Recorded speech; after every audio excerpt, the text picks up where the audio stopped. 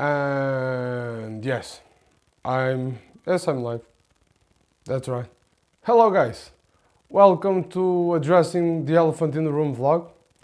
I'm your host, Nelson Almeida, and I was just checking out if it seems like we are live everywhere, because I was just checking out here in Facebook because of the stream.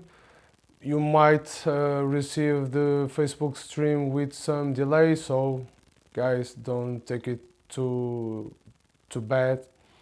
But if you want to see the stream going on air with no problem, you can check it out on Twitch or Twitter, or even on what else am I?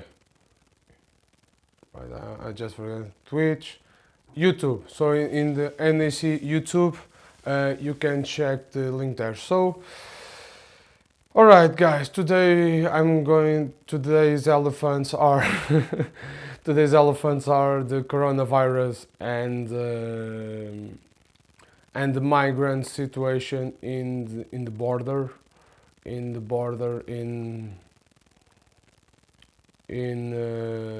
Turkey and Greece. It's a tough situation there. So give me just a sec, because I'm seeing that we have no problems again with the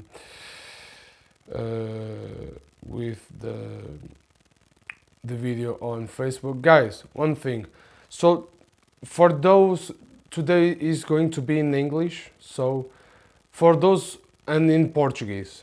I need to address this first. Why? Because I'm going to show you some news that is in Portuguese, and some documentaries. Yes, having a little bit difficulty in saying documentary. That's a tough one. So, but I'm going to have show some documentaries here. It's going to be in Portuguese, and I'm going to speak mostly in English, sometimes in Portuguese. So, two things I want to say is, if for some reason you don't speak much English or you don't speak Portuguese, guys, you can wait till the end of this vlog and then go to my page on YouTube, to NAC on YouTube. And why? Because you can see this vlog with the subtitles on YouTube, because YouTube has the subtitles option, so you can see it there on YouTube. Another thing is, if you want to join the conversation, of course, just send your comments. Give your comments, make some questions. Today is going to be a situation that this is giving a lot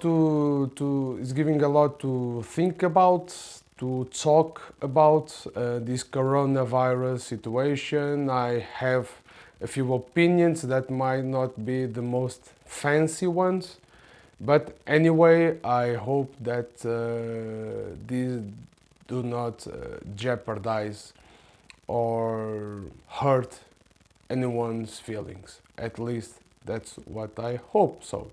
So, guys, let's start with the first elephant in the room. And look, I could not have a better banner. Have this banner in the back for today's vlog. The elephant in the room is already coming in the back near the tree. So it could not be better for today. Could not be better. So, speaking about the elephant in the room, the coronavirus.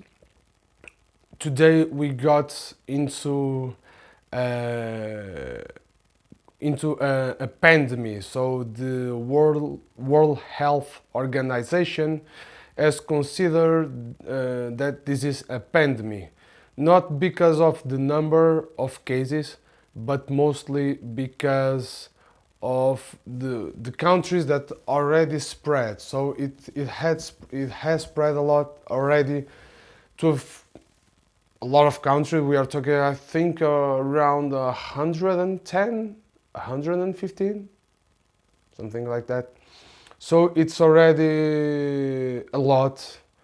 And even we are not talking about many situations, many cases, but I have some numbers, some statistics. Allow me to show you those statistics. So I'm going to screencast my, and yes, I'm already screencasting, and I'm going to show the numbers that we are talking about. So let me just search here. I don't know if I have the links. No, I don't have the links open, so I have to, but I left this on, so I have to come back and temporarily let me see, because I need to screencast my phone, but I don't know, so yes, now I can screencast my phone with no problem. So let me go search here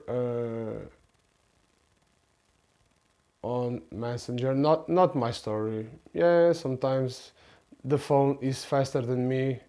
Of course, technology always have his reasons. So let me just see the numbers. So let's talk about some numbers. This is the numbers I can give you. So the source here is our state channel, RTP. And so this is part of the numbers we have. So worldwide, we are talking about 121,000 people that is infected.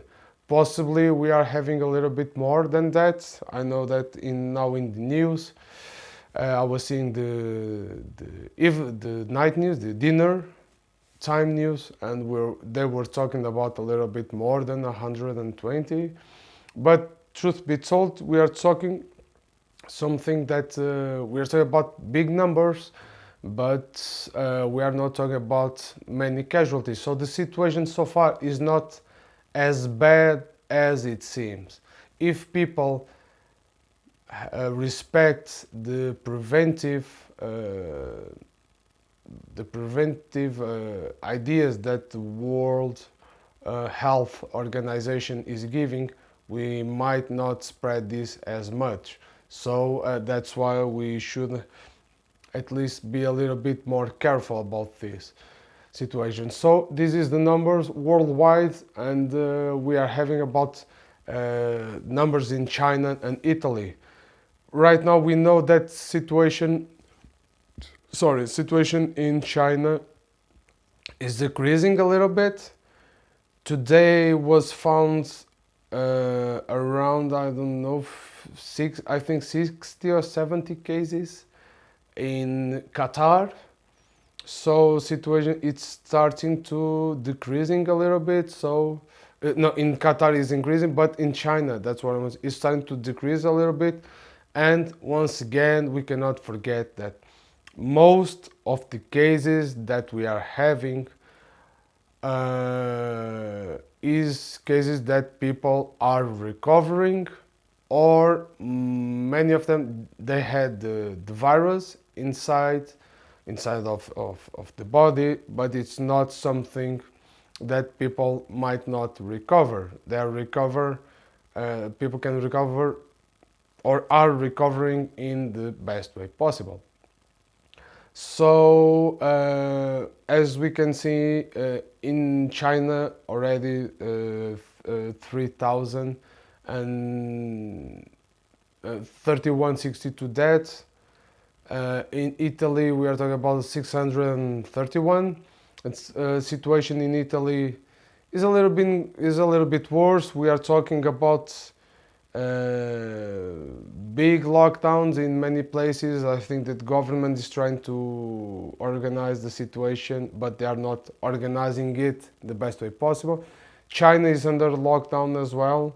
And of course, this sounds stupid saying like this, at least what I'm going to say, and saying like this. But truth be told, in China, situation is bad, but the air quality, and this is not a joke, the air quality has improved around 40% because of this. So, and we all know that in China, most of the death rate was because of respiratory problems. So people that just was not breathing as they should, and most and they also had places like I've always heard about that, places like how they call it, like the houses to breathe pure air, like fresh air, like going the same thing that we used to have in the shoppings here in Portugal when people used to go, but to smoke, like a private space to smoke, they had a kind of private space to breathe, like to breathe right. So it's just rubbish, it's nonsense, and it's very, very stupid.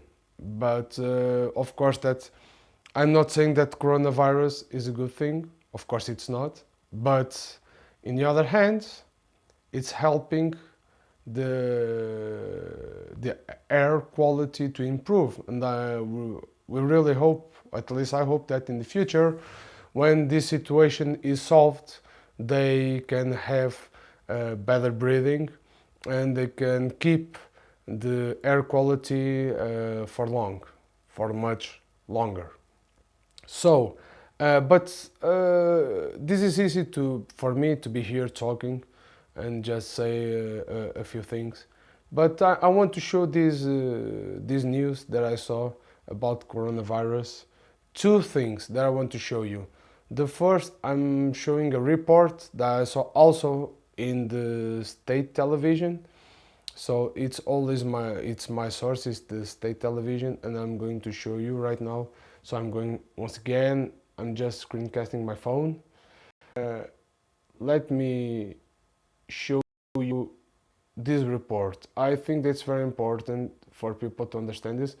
One thing I want to say here is that this report is only in Portuguese. So it's Portuguese channel, so this is in Portuguese.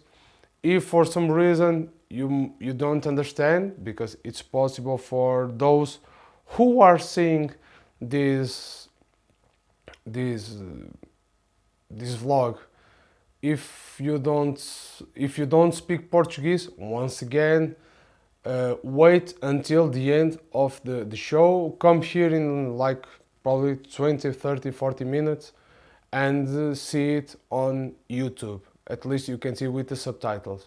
If you don't speak English, same thing, wait until the end of the show and you can see it with the subtitles on YouTube. So I'm going to show you this so we can have a better idea about this coronavirus situation. So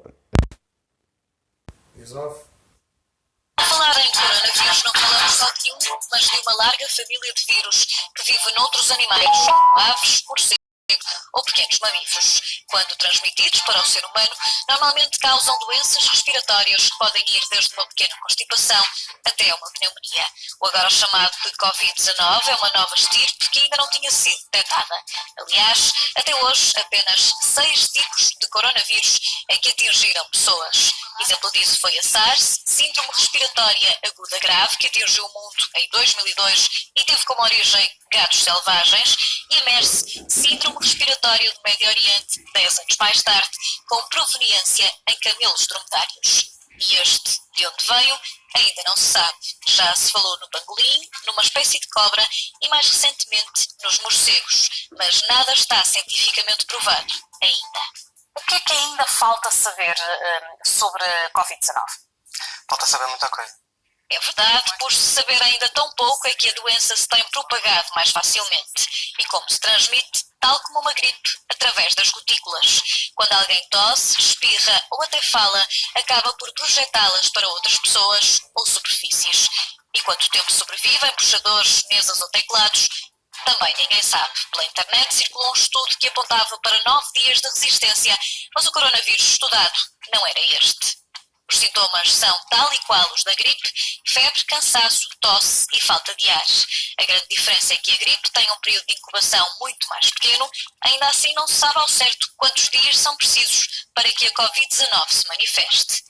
Neste momento só existe um teste de diagnóstico para esta doença, ou seja, só dá positivo se o vírus estiver ativo. E estar positivo não significa estar doente. A infecção pode ser subclínica devido à resposta do sistema imunitário da pessoa infectada.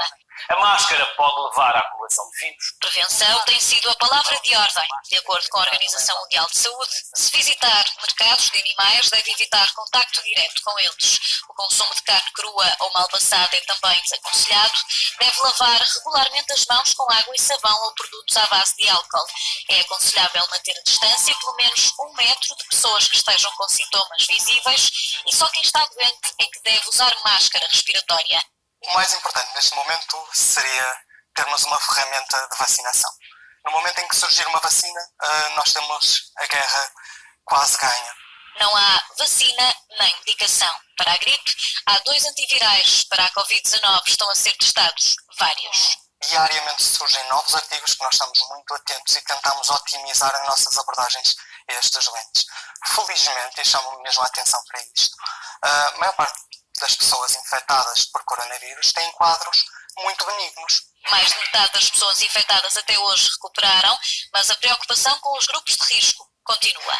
Principalmente nas pessoas mais idosas, essas sim têm um maior risco de progressão para doença grave, assim como algumas pessoas com problemas de saúde já crónicos, nomeadamente diabetes, hipertensos, pessoas com doença oncológica. Esses sim são os grupos de risco de progressão da doença. Quanto à mortalidade, especialistas dizem que só poderá ser avaliada com rigor no final. Primeiro, porque não se sabe quantos doentes ainda vão morrer. E, segundo, há pessoas infectadas que, não apresentando sintomas, não entram nas estatísticas. Cálculos prematuros podem levar a que se subestime a doença. Neste momento, a percentagem global de mortes por Covid-19 tem-se situado entre 2% e 4%. O que se sabe é que o coronavírus parece transmitir um pouco mais que a gripe sazonal. Mas temos 2 vírus completamente diferentes. Temos um vírus, o vírus da gripe, nós temos uma vacina. Habitualmente o quadro gripal é parcialmente reconhecido e tomam-se as medidas necessárias. Em relação ao coronavírus, a população é não imune, ou seja, a população nunca contactou com este vírus, o que quer dizer que só por si já torna as pessoas mais predispostas a desenvolver. A mortalidade por gripe sazonal é muito inferior à do novo coronavírus, não chega a 0,1% dos doentes. Por exemplo, o H1N1 de 2009 causou uma mortalidade inferior a 0,2% dos infectados. Há milhares de migrantes a querer entrar na Europa através da fronteira. Alright guys, so let me just put my mic back again so you can hear. Alright, so as you can see, but once again we can realize that the situation is not as bad as it seems, because most of the cases that has been registered with people with this coronavirus or COVID-19 did recover. The biggest concern right now about this is about the group risks. Is the people that have cancer or have a disease or a long time disease, or even have a long time disease. It can be like oncological or respiratory, or even people already aged, like from 65, 70 and upper. That is a problem that the virus is creating. So the risk is mostly there, because in many numbers that has been shown lately, we've been seeing that, for instance, in children And look, you can see it in China many times. In children, the situation is not is not even dangerous. Not and I'm not saying dangerous in a sense that cannot create problems, but I'm not saying that we've not seen children suffering from the coronavirus. So this is something that we have to address with reality. The virus is here, of course, it's here, we can see it, but is not creating as many problems, is not killing as many people as we would think that it could. Of course, this is a problem. We don't have the vaccine. The situation will stay difficult, and we have to keep respecting the measures that everybody, like the state and the World Health Organization, is giving to us. Of course, we have to respect that, but in the meantime, we don't need to be afraid or of leaving home, of doing a normal life, things like that. Of course, like for instance, I speak for myself. I never really enjoyed to shake hands because I don't really know what people is doing with their hands. So I cannot say that I really enjoy shaking hands, because I don't, or giving kisses because of the same situation. I don't know what kind of skin problems or things like that people might have. So I know that I'm exaggerating, but look, I really appreciate, for instance, the system from the people from the Orient, like you see the Indians say namaste, or people, for instance, in China, the same. They don't say, they use the same sign, or they bow down in a sign of respect. So I think that's a good thing to do, instead of shaking hands or giving kisses. The only person I really enjoy to kiss is my wife, because it's my wife. And of course, I trust my wife. I have no problems with her. Of course, I kiss my mother in the cheek because I trust my mother and I know that she doesn't have that kind of problems.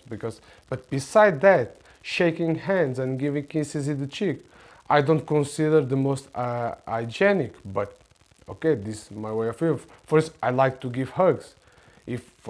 Sometimes when there is a long time friend I don't see for some quiet time, or give a hug, because you have that transfer of energy between the people that is very deep. So you feel that energy, and people feel it's a different kind of connection. But there is not much of it seems to me sometimes that giving a hug is not that much dangerous that, for instance, a handshake or a cheek kiss or something like that, because it's not skin with skin. Because if I have clothes, I'm going to hug someone, or people hugs me with clothes. So there is the difference there. But another thing that I'm going to show you now, an article that really made me think, because here in the Occident, in the West, we are not really thinking about these measures. We are only relying on one way of cure, of treatment, and we are not thinking about the other treatment, the other cures possibility. And I'm going to show you now. Once again, I'm screencasting my phone. I want to show you this article. So let me just search here. So the pandemic, so the World Health Organization declared the pandemic for the reason I spoke before, but it is this news. So let's see if the article opens. Yeah, just give it a moment so I can show you a little bit of this.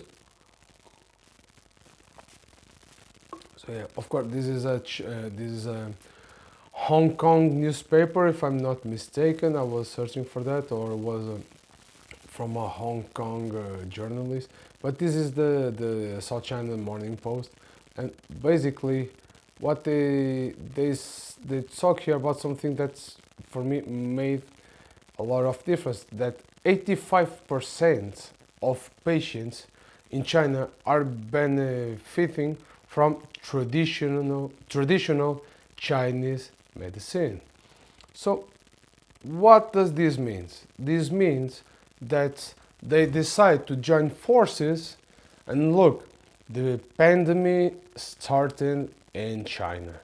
The way that things really came along was everything in China. But the great thing here is that we saw many deaths. That's a reality, but we are not seeing, for instance, too much of that. Let me explain in a different way. So they have a big number of people infected with the coronavirus, but the most of people that is dying, as I said before, is people that is already healed or has some kind of disease. So and why most of other people are recovering?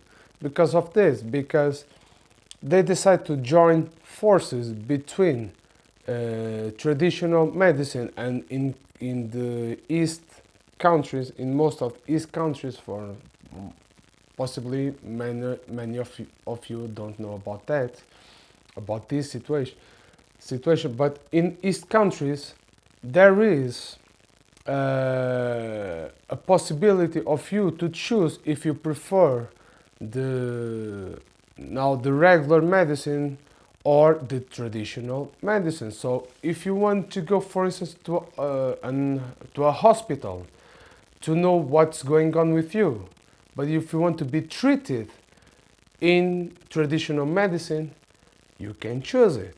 They give you that option. It's not mandatory for you to go to the hospital and have the medicine, the usual medicine from a lab, you know. So this is a great thing, and they speak about this. So let me give me just here a moment, because we have something here going on. It was an ad, so as you can see, more than 80% of coronavirus patients in China are being treated with traditional Chinese medicine, along more mainstream antiviral drugs. So, you know, this is great, because for the rates of people infected in China, because we are talking about big, heavy, massive rates, we are not having many casualties, or too many. In this case, it's not many, it's too many, because there are already many casualties, but not too many. So this is fantastic, because why? Two forces join together to find the cure, to find the best cure possible for their people to recover much faster. So this is important. So why are we not doing it here in the Western countries? For instance, like is happening for instance in Italy, because the rates in Italy went too fast, and people really not the people itself, but the government get ahead of themselves too fast and enough importance for this situation. So why are not we doing it here as well? It should be, we should be doing it because it is important. If we can join two forces in medicine and get them together to help the people recovering faster, why not doing it? What are we waiting for? Until we don't find a vaccine to have the cure faster and to treat this coronavirus as the flu, as was a normal flu, we have to find the best way for getting people treated, and we are not doing it properly.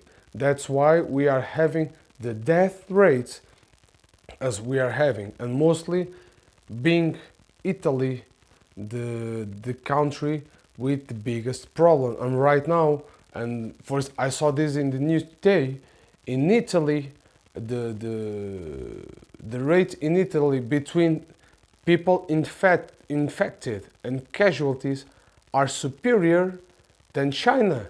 And we are talking in China, they have more infected people, but the rate between the infected people and those who are dying, it's much less than in Italy. And this is not acceptable. This is not a normal thing. We should be thinking about this situation, and we are not thinking. And mostly, the European Union countries are not helping each other. So, if we are an European Union, we are supposedly a community, and as a community, is our job to help the person beside us. We are not doing it, and that's one of the biggest problems. Like, instead of finding the right measures and help each other, we are getting apart. And that's the biggest problem. We cannot get apart in such a situation, in such a pandemic as we are living right now. Of course, once again, we have to take we have to follow the measures.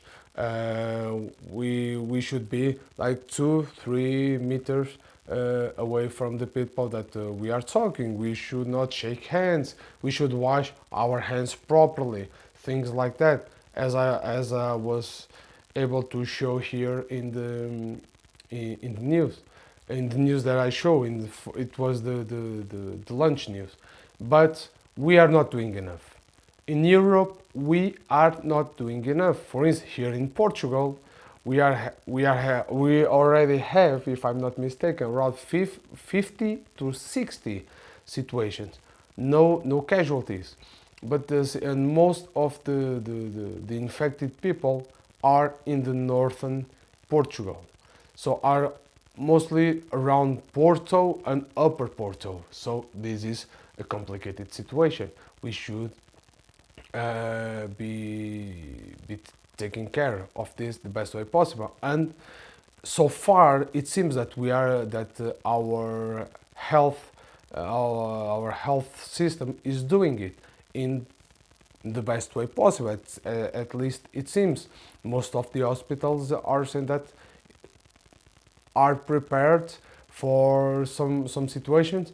The more deep situations might go for another different hospitals that they say to be prepared. And it's important for the government, and this is a government situation. We are not really taking care of this properly, and this is complicated to deal with. We have to see that we cannot have, for instance, in Portugal this is happening. For the minister, the health minister, I don't know how to translate this, but in Portugal we say Ministra da Saúde, but the health minister, we cannot have her saying one thing and the government, our prime minister, say another thing. So the health minister say, be cool, chill out, situation is not as bad as it seems. So we are taking care of it, and sooner or later things will be nice and good. And in the other hand, we have our prime minister sometimes like creating a big fuss, as he created so many times. We see that in Italy, and we are seeing it in many other countries. So we have to care about the people the most, and we have to make people relax, not thinking too much about this, because if people start to think too much, with time this will get such a big tough situation that we will never recover. And I hope that with time, and as I show you here in the news, I was able to show, look, the situation it's been seeming under control, and if we have to stay at home for some times, if one of the prevention possibilities is for the people to stay at home, so let us stay at home 1 week, 2 weeks if it's necessary. Go out just enough, enough times, and do things in the best way, and not doing things like, for instance, Italy, once again, because it's the place where the situation is worse.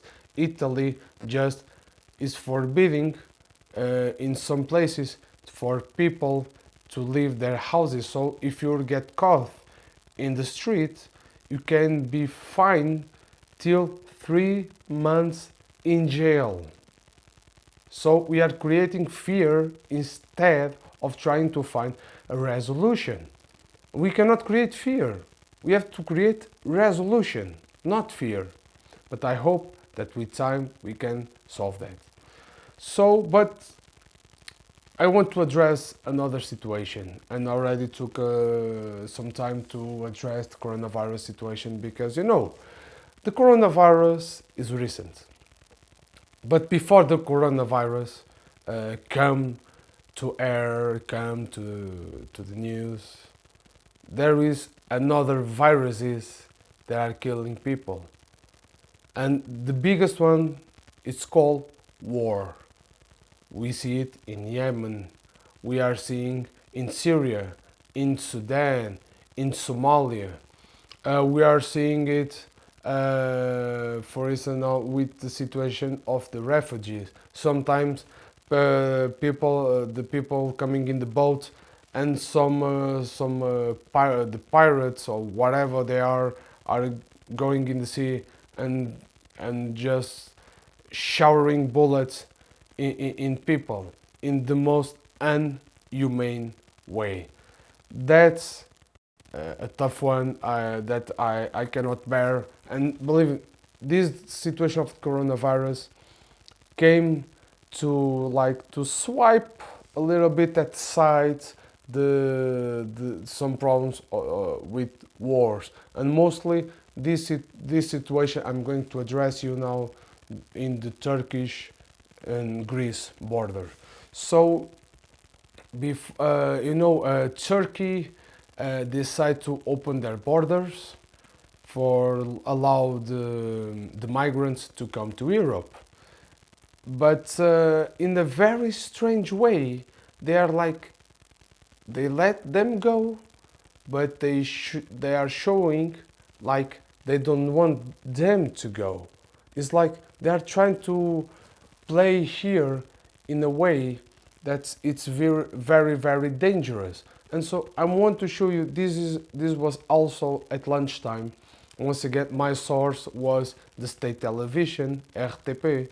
Guys, this is in Portuguese. Once again, if you're not a Portuguese speaker and you don't understand what I'm going to show you now, you can go later to my YouTube and to Nelson Almeida Creations YouTube page and put the subtitle option, because you'll be able to see it there. So I'm going to show you this one, and so you can see it, because this is the Portuguese journalists have been near the Turkish border, and they are doing like this kind of they are doing this, I don't know how, what even to say, like in the border, the stoppages, the checkings, the border checkings are really almost unbelievable. So, but let me show you the video, and you'll see for with your eyes. So.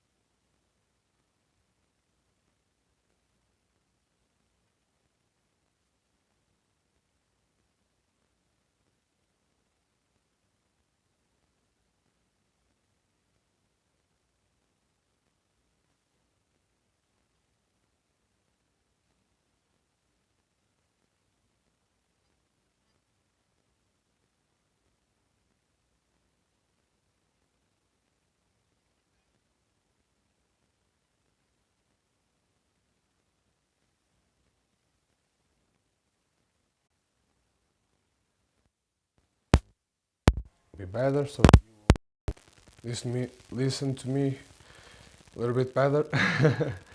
So, addressing this situation, so my source once again was RTP, the state channel here in Portugal, and they do this small documentary that they've been in the Turkish/Greek border.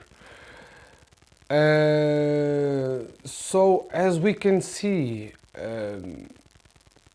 look, this is almost unbelievable. So, as you know,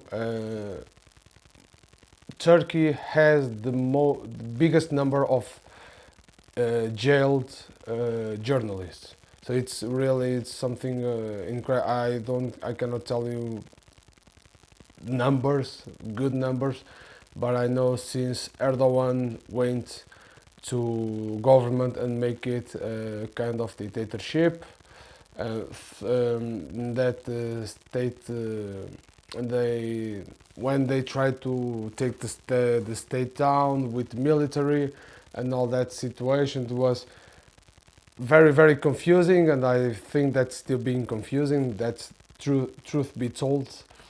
What I want to address here is that in lunchtime,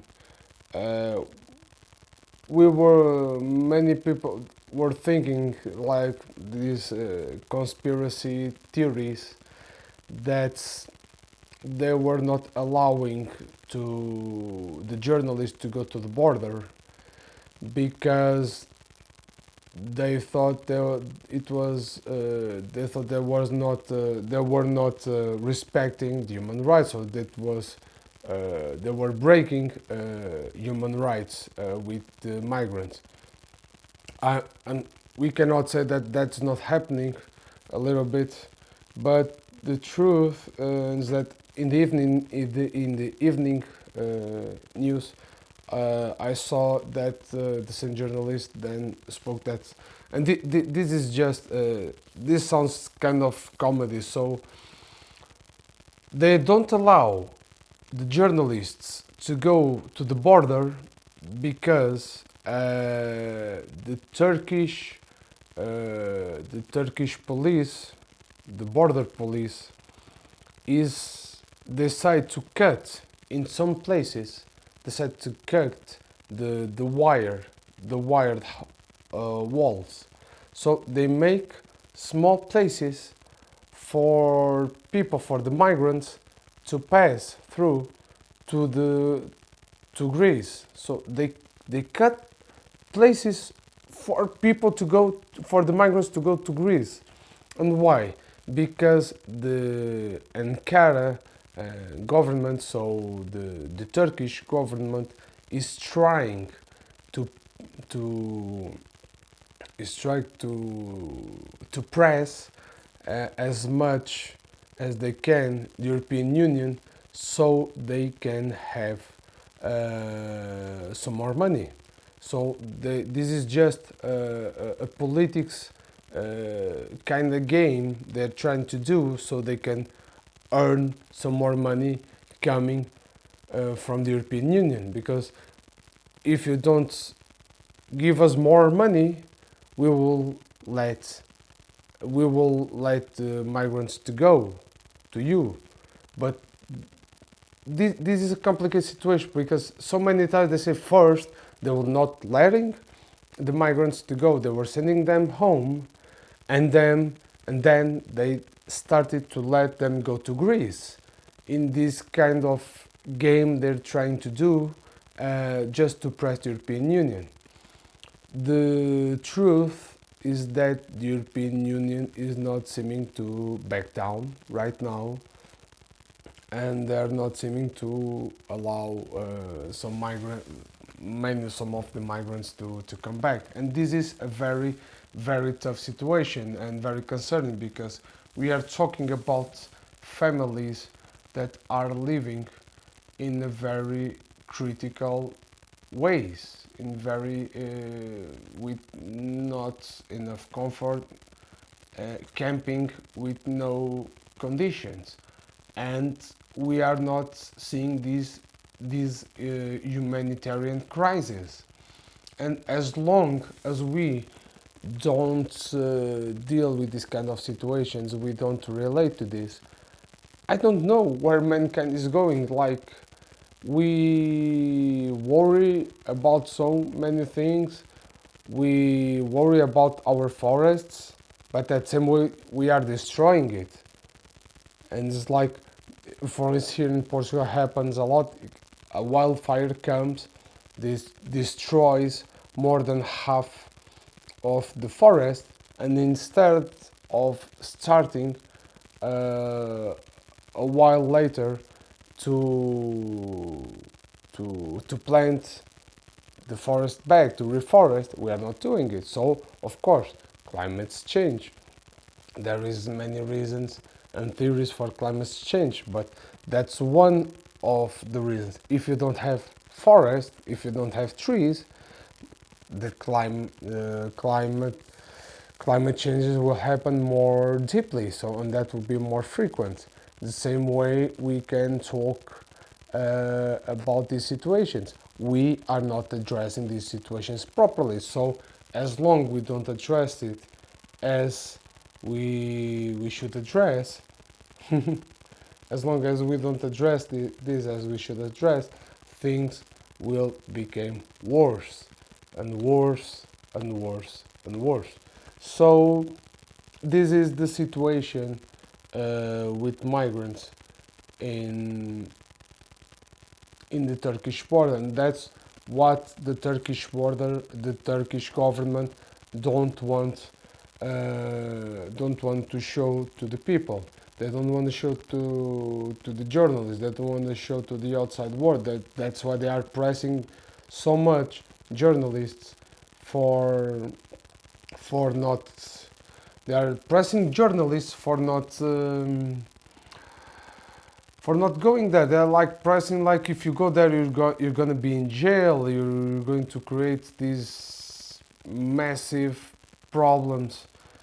So they don't discover what's going on and more. There, I saw in the dinner news that they were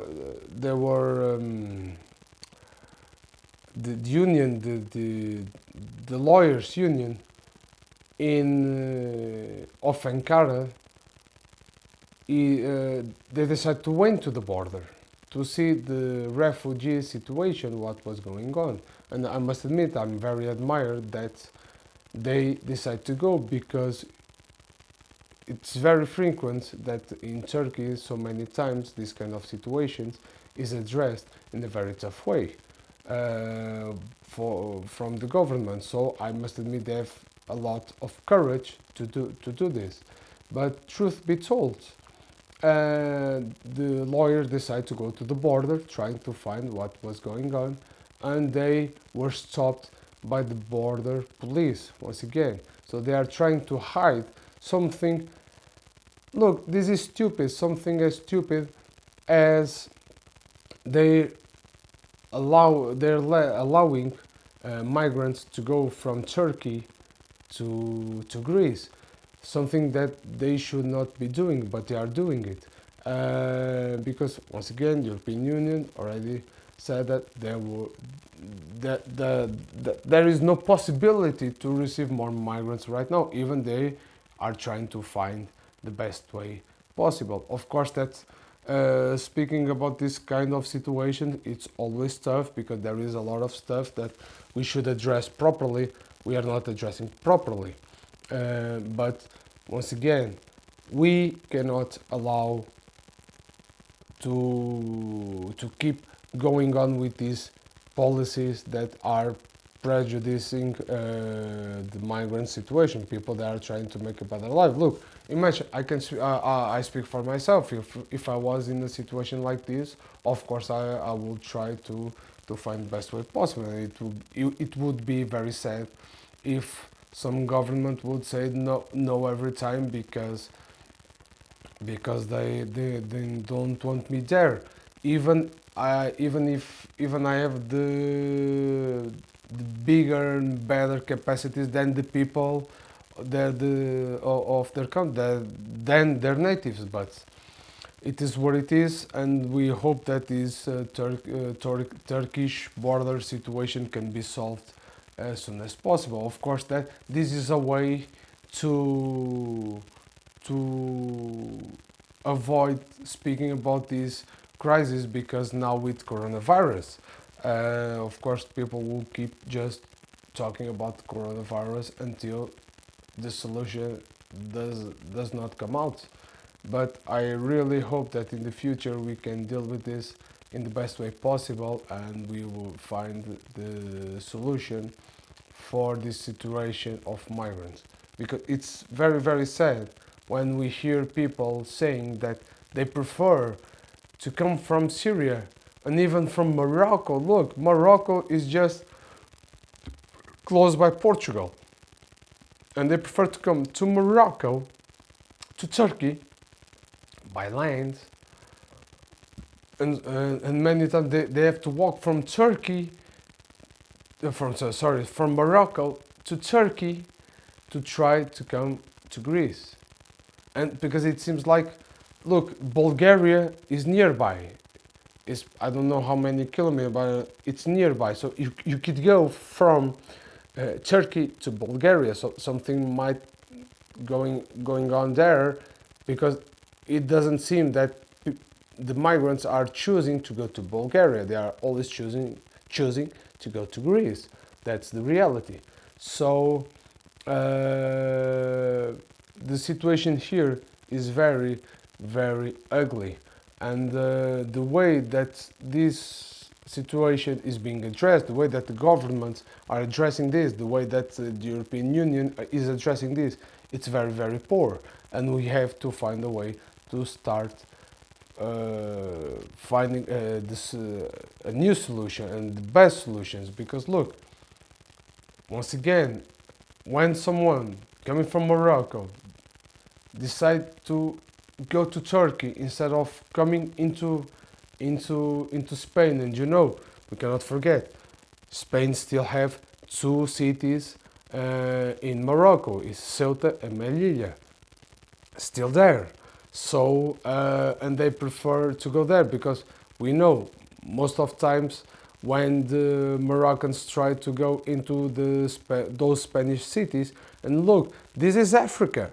They have two places in Africa, two cities in Africa, and they are welcomed with bullets and not the rubber bullets. So many times, and we see in the news, with real bullets that really kill, like in the moment, like headshot, boom, you're done. Yeah, this is not the prettiest thing that we can see. So this is very concerning, and we should start to find a way and a solution for this kind of situation. And we hope so, for the best, for the well-being of all mankind, because this should concern every country, every people. For our best sake, I hope we start to find solutions for this. So, and yeah, that's it. Almost an hour talking here with you, my friends. I hope that you like this vlog. It's already longer than I thought, but it's where it is. Because today I decided to address two subjects. So I addressed the coronavirus, and I addressed now the migrant situation. I hope you... sometimes I just look down because I'm looking to my computer on Facebook, because I'm also streaming to Facebook. So I hope you enjoy this vlog addressing the elephant in the room. Is here with me, and he will be here with me again tomorrow. This elephant, this giraffe will be with me as well tomorrow, because tomorrow, don't you forget, tomorrow at 11:30 p.m. 11:30 p.m. I'll be here with my good friend Ricard Carniça from Dalian. The Ricard will be here with me, and we will talk about movies and series, or possibly he's going to talk about, because I must admit, I see some series, I see some movies, I don't see that much, but it's good to speak with someone that knows what he's talking, what to talk about on this situation, and I know that he knows. That's why I spoke with him, and I invite him to speak with me and to indulge me on this area. So guys, I hope you enjoy this vlog, and I'll see you tomorrow, okay?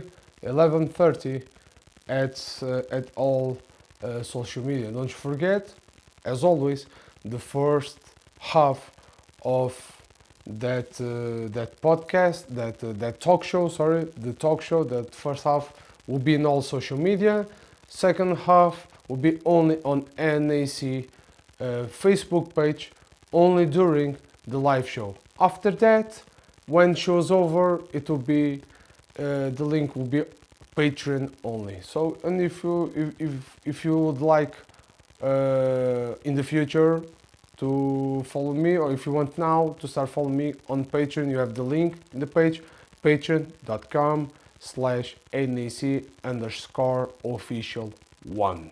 So you can follow me there, and if you want to subscribe, I'll be more than thankful. I'll be very thankful for that. So guys, I'll see you tomorrow. Cheers.